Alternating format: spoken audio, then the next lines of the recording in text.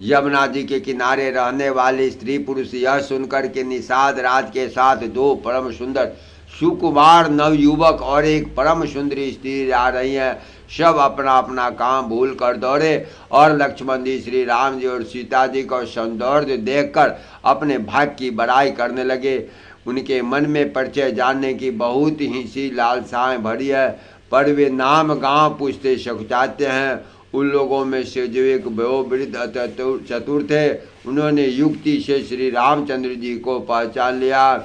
उन्होंने सब कथा सब लोगों को सुनाई कि पिताजी की आज्ञा पाकर वे वन को चले हैं। यह सुनकर सब लोग दुखी हो पछता रहे हैं। रानी और राजा ने अच्छा नहीं किया। उसी अवसर पर वहाँ एक तपस्वी आया जो तेज का पुंज, छोटी अवस्था का और सुंदर था। उसकी गति कभी नहीं जानते, अर्थात वह कवि था जो अपना परिचय नहीं देना चाहता था। वह बैरागी के वेश में था, मन वचन तथा कर्म से श्री रामचंद्र जी का प्रेमी था। उस तेज पुंज तापस के प्रसंग को कुछ टीकाकार क्षेपक मानते हैं और कुछ लोगों को देखने में यह प्रासंगिक है, ऊपर से थोड़ा जोड़ा हुआ सा भी जान पड़ता है, परंतु यह प्राचीन प्रीतियों में गोसाई जी अलौकिक अनुभवी पुरुष थे।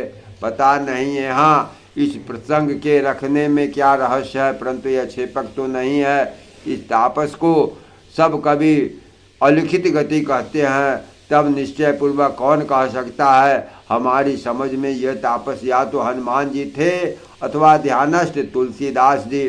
अपने इष्ट देव को पहचान कर उसके आंखों में जल भर आया और शरीर पुलकित हो गया। वह दंड की भांति पृथ्वी पर गिर पड़ा। उसकी प्रेम विहल दशा का वर्णन नहीं किया जा सकता।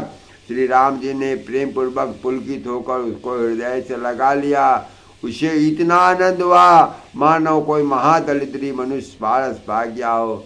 सब कोई देखने वाला कहने लगे मानो प्रेम और परमार्थ दोनों शरीर धारण करके मिल रहे हैं। फिर वह लक्ष्मण जी के चरणों में लग गया। उन्होंने प्रेम से उमंग कर उसको उठा लिया। फिर उसने सीता जी की चरण धूलि को अपने सिर पर धारण किया। माता सीता जी ने उसको अपना छोटा बच्चा जानकर आशीर्वाद दिया।